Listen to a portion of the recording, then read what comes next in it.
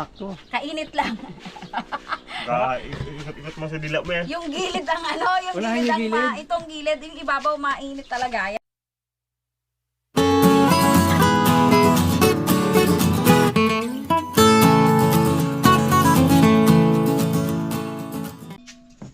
Hi guys! Welcome back sa aming channel ng KKK by Jeng and Otep. And of course, it's me, your Ate Jeng. And for today's video po, gagawa po tayo ng napakasimpleng merienda out of glutinous rice flour at saka po kamote. Ayan. Nakagawa na po tayo dati ng boot cheese o yung butchi po na may cheese. Ayan, meron po tayong cheese dito. Kasi yung iba po hindi natin lalagyan ng cheese. Pero ngayon po, this time ay lalagyan po natin ng kamote. Kasi daw hindi na de-deform ang butchi kapag may kamote. Pero hindi naman sobrang dami, hindi natin uubusin yun. Papakin na lang natin mamaya yung ibang kamote na yan. Ayan, meron tayo ditong 6 tablespoon ng asukal. Pwede din pong pulang asukal, pwedeng puting asukal. Tapos, lusawin lang po natin muna sa 2/3 cup ng water.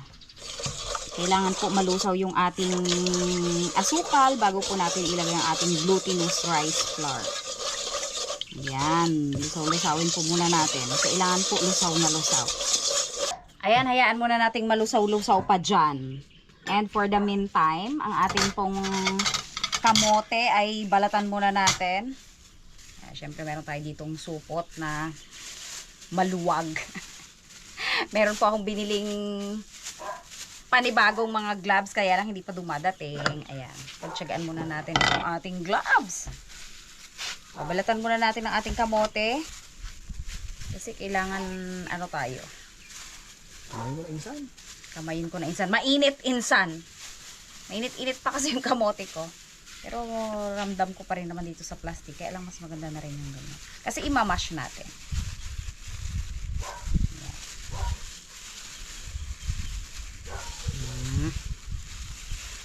Ito daw kasi yung pangpatibay. Parang binder ng ating butchi.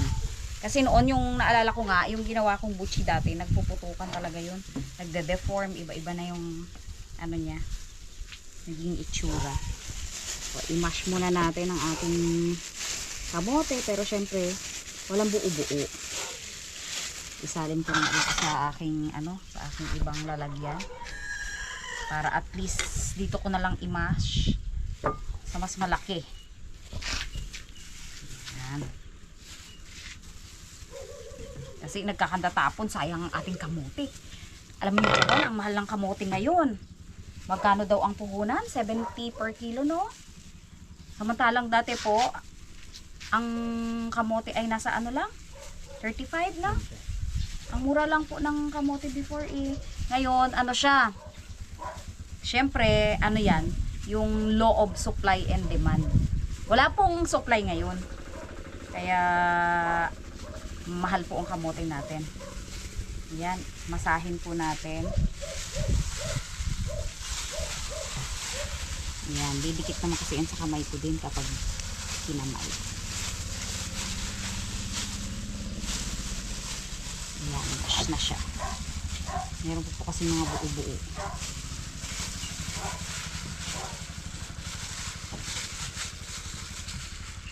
Ayan, ilagay na po natin ang ating glutinous rice flour. 2 cups po yan. Maali-aling bukay pa. Tapos ilagay po natin ang ating mash na kamote. Pag medyo ano pa po, medyo basa-basa pa, lagyan natin pa ng kamote. Kasi may extra naman tayong kamote. Ayan. Kasi kailangan mabuo natin siya na parang dough. Yan, masamasahin lang po natin ito na mabuo natin na parang dough. Kapag sobra pa yung ating water, lagyan pa po natin ng kamote. Pero parang okay naman na. Yan, hindi naman na siya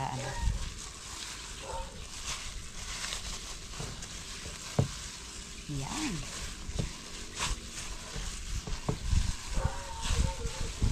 Yan ang pinaka natin ngayon, merienda.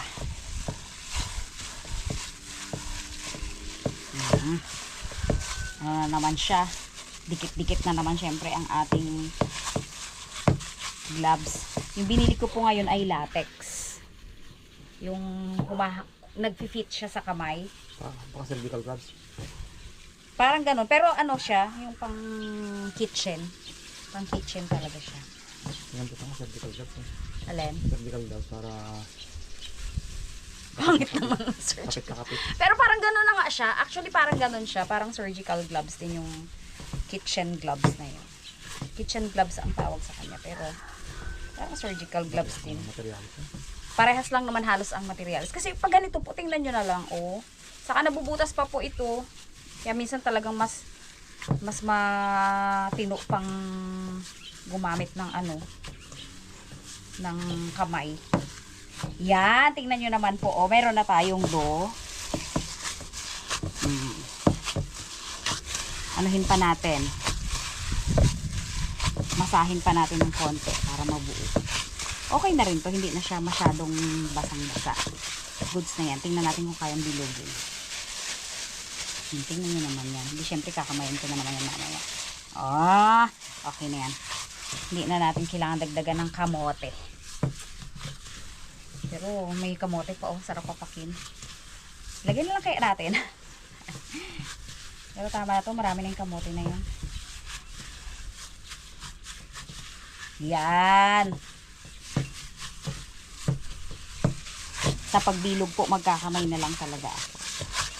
Malinis na mga aking kamay. Goods na to. Okay na to. Maglalagay na tayo. Magbibilog na po tayo. Ready ko lang ang aking mga kamay. Yan, syempre nilagyan ko po muna ulit ng konting mantika yung aking malinis na kamay. Lagyan po natin ng sukat. Sukatin natin. 1 tablespoon. Wow, may po 1 tablespoon tayo para at least. Dapat lagyan mo mantika yung kutsara mo na yan. Alin? Lagyan mo mantika yung kutsara no? mo para hindi magdikit. Okay. Ganun talaga, no? Yan. Tapos bilugin lang po natin ng konti. Lagyan natin ng konting butas. Ay, ang lalaki yata ng cheese ko. Kasya ba? Overload Cheese overload ito. Maliliit lang kasi ang gagawin natin butchi. Lagyan mo condensed milk na. Ha? Lagyan mo konting gatas. Tama na yun. Masyado nang matamis sa buhay natin. Malilinggit lang kasi ito. Mga ano lang to talaga. Pang bite size na balls. O, diba? Cute. Pagulungin mo na kaya. Pagulungin ko na eh.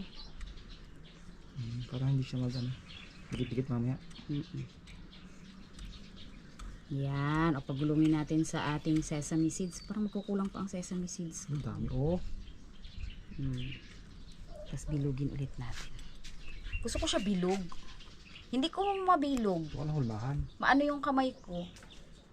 Maraming kalyo kasi. Ay, kinalaman ba yun doon? Basta bilog yan. Kailangan po bilog. Hindi lang ako maganda magbilog. Pero pabilog yan. Hindi lang talaga ako magaling magbilog. Yan. Ganyan lang po yung gagawin natin. Diba? Meron akong ano talaga. Sukat-sukat. Masyadong ano naman po kasi ito eh. Mabilis lang rin lutuin. Ganito na. Cheese. Tapos yung iba hindi natin lalagyan ng cheese para si tatang. Alam nyo naman po pag cheese, no? Alam nyo na yan. Nagkakaya mo ano yan? Yung may tamis na munggo. May tamis na munggo. Yun pag tunay na butchi talaga yun. Cheese lang muna tayo. Diba may pag ganun siya. Sobrang init po ngayon dito. Ano po kaya ang heat index dyan sa inyo? Sa amin po ay umaabot na ng 42 ang mga heat index namin everyday. Yan. Ganito lang po. Tapusin ko lang po ang pagbibilog na to. At pare-parehas lang naman po ang ating procedure sa pagbibilog. Ganyan lang. Tapos papalaman na ng cheese. Pero yung iba po hindi ko papalaman ng cheese. Yung ulit-ulit. Ulit-ulit. Unlimited. Ayan. Goods. Ang dali niyang bilugin nga. Unlike yung malalaki masyado. Mahirap din. Ito madali rin to prituhin. Tapos madali rin siyang bilugin kasi nga medyo maliliit siya. 1 tablespoon lang to eh. Pero kung pang negosyo po yan, pinalalaki natin yan. Di po ba? Yung una kong gawa, malalaki talaga siya. Parang doble dito. Eh, gano'n naman mga pang negosyo. Eh, ito naman, pangkain lang natin. Pang merienda lang po natin ito. Tapusin ko lang po yung procedure natin. Talaga. Tapusin ko lang po itong ating ginagawa. Pare-pares lang naman yung procedure. Tapos, pipirtuhin lang po natin ito. And then, goods na po. Yan. Ayan, naka 29 pieces po tayo. Ito 7 pieces, 2, 4, 6, 7. Wala po itong cheese. Unahin na po natin yung mga walang cheese para hindi tayo magkalituhan. Mainit na rin po ang kawali pero hindi po dapat masyadong malakas na malakas ang apoy dahil baka masunog po kaagad ang ating sesame seeds. Okay. Ay, ito lang pala siya. Ano lang natin. Masira yung aking pagkakabilog. Wow, bilog na bilog yan. Ang hirap pagbilog talaga. Unahin na natin yan. Yung mga wala kasing cheese po yan. Hinaan lang po talaga natin para hindi masyadong ano. Kaya lang non-stick, hindi non-stick itong aking kawali. Baka ito ay dumikit. Ay hindi naman.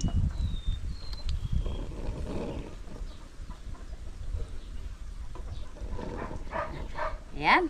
Hintayin lang po natin. Prito-prituhin natin ang ating sesame seeds. Ay, sesame seeds talaga. Ating buchi. Buchis. Oh, hintayin muna natin. Hintayin na natin. Dapat pala dinagdagan ko ng konti yung ano no, mantika. Dapat maganda nga yan kung nakadip fry. Ha? Naka-deep fry. Dagdagan ko kaya. Kaso Ito hindi yung na yan. Hindi na siya ano, mamaya dagdagan ko. Kasi maano pala to. Mababaw pong masyado yung mantika ko. Kasi nasa half lang siya oh. Wala pa nga siya sa half. Kailangan naka-half man lang. Dagdagan ko na lang yung mantika. Ayan, okay na po ang ating buchi. Nilagyan po namin ng konting mantika ulit. O, diba? Mas maganda. Ayan, okay na po ito. Okay na to. Okay na tong kay Tatang. Kasi medyo ano na siya, golden brown.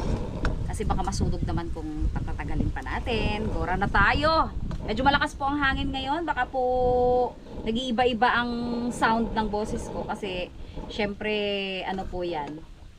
Yung sound wave po natin ay nag-iiba-iba din. May pa-sound wave pa tayong nalalaman ngayon ha. Yan.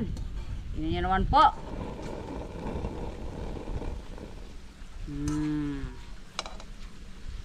Yeah. Ka-cute! Maliliit lang po ito. Hindi siya sobrang lalaki. At parang feeling ko hindi sobrang powerful ang mga salita ko ngayon. Hindi malakas, no? Yung boses ko. Laksan ko kaya. Kasi yung hangin, nalilipad pa yung boses ko ng hangin, tapos mahina pa. Ayan, lutong-luto na rin naman. Kasi nga maliliit lang po yung ating balls. Yun po yung reason pala kung bakit kailangan medyo maliliit-liit lang. Tapos medyo lumobo po, oh. Mapapansin nyo. Lumobo yung ating buchi. Okay. Lipat na natin. Okay na to. Okay na tong walang cheese. Lagay naman tayo ng may cheese para naman ano na, goods na. Medyo dami-damihan na natin ng konti. Ayan. Ganun pa rin, hindi ko pa rin nilaksan yung apoy. Masyado naman nagdikit ito. Eh, lumulobo pa eh. Relax po na. Yung apoy lumilipad. Pag negosyante yan, sobrang bilis lang ng mga lagay-lagay na yan. O, di syempre tayo medyo mabagal tayo. Yan. Okay, second batch. Second batch na po tayo. Siguro, pag siksikin na natin, hatiin na natin to para sa ano, dalawang batch na lang. Yan, pwede na yan. Para ito, isang batch na lang rin ulit. Hintayin lang natin maluto. Malapit na po. Ayan. Tapos na po ang ating second batch. O, diba, napaka-cute. O, tingnan nyo naman po. Napaka-perfect! Yan lang muna. Display muna natin dyan. Tapos, ilagay na natin ang ating third and last batch. Perfect ng mga luto natin. Dapat pala talaga mahina lang ang apoy na to. Para talagang hindi siya masunog. Kasi nga yung linga, madaling masunog. Ayan.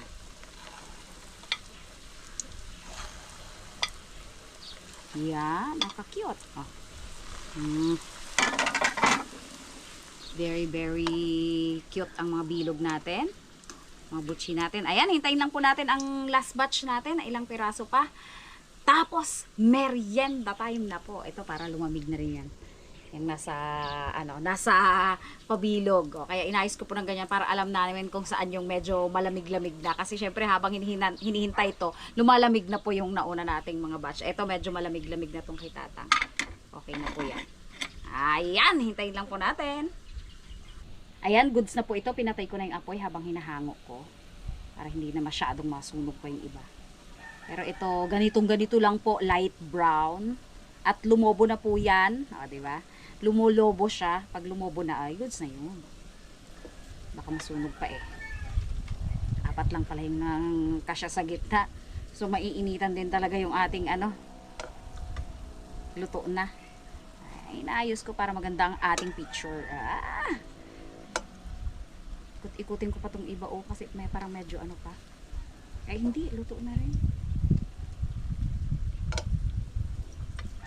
Bumibigat. Ayan, ito. Ang cute. Pag ganito lang po palang size. Lang siya, sakto lang sa mabilis siyang maluto. Kasi nga, syempre, hindi naman masyadong malalaki. At sure tayo, naluto ang loob na to. Yun. O, diba? Ganon lang kabilis ang ating butchi, kamote butchi. Kamote butchi. May kamote butchi tayo. Ito ko siya ilagay para pantay. Ayan. Ito yung kay Tatang at wala itong cheese. O, Mon. Tika na, Mon. Tika na. Tingin pa lang eh. Sakto dating din. Masarap talaga yan. Tang, bago mo uwi, Tang. Jor, Ito, Tang. Walang cheese to, Tang, ha? Siyam, Jor, tawag mo. Halika, Jor. Kagain muna kayo. Madali. Sakto yun. Kagain. Dali, dali. Butchi. Butchi. Dali, Jor. Merenda, sakto. Sakto eh. Kawawa lang sa motor. Jor. Tayo, mainit Ay, pa. Jor. Bo, sarap. Yan ang may cheese. Kamote. Ito kasi walang cheese eh. Yes, may kamote yan. Lapag talaga. Sakto. Kainit lang. Ikot mo sa dila mo yan. Yung gilid ang yung Unahin gilid yung ang gilid. itong gilid, yung ibabaw mainit talaga. Yan ang huli kasi. Siyempre, sarap. Ito walang cheese. Kasarap no, pag may kamote. Yung una ko kasing gawang butchi, walang kamote yun. Ang gilid malamig na eh. Ano lang. Halos may cheese siya sa loob. Sarap. Sarap na Masarap pala pag ganito, no? Sakit pang ngipin ni Rimo na yan. Baliwala ah. Chewy, tapos may cheese siya. Ito pala Ano matikman yung Tatang? Walang cheese yan eh. Sarap.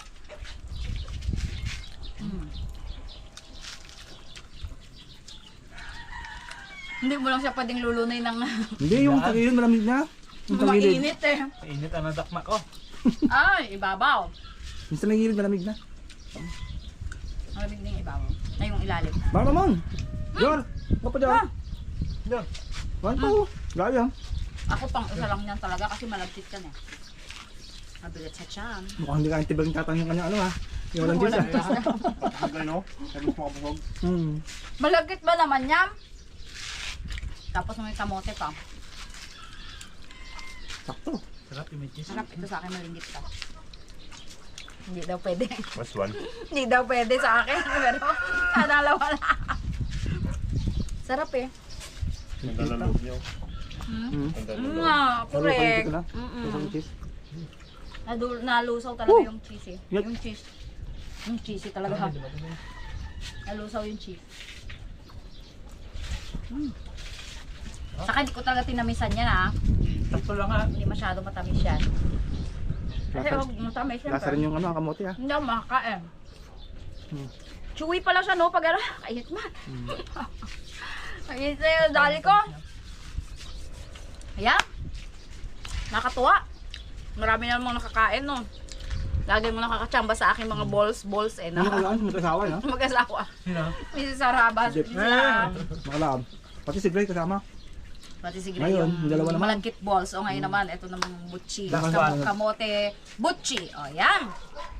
Thank you so much po sa mga patuloy na sumusuporta sa aming channel. At kahit medyo madalang-dalang. Pero, ano na po, sisin na po ngayon. Kasi, ayan, tapos na nga po tayo. Thank you so much po. Bye. God bless. Yun. Thank you po. Paano ta? Sarap. Tartang. Ako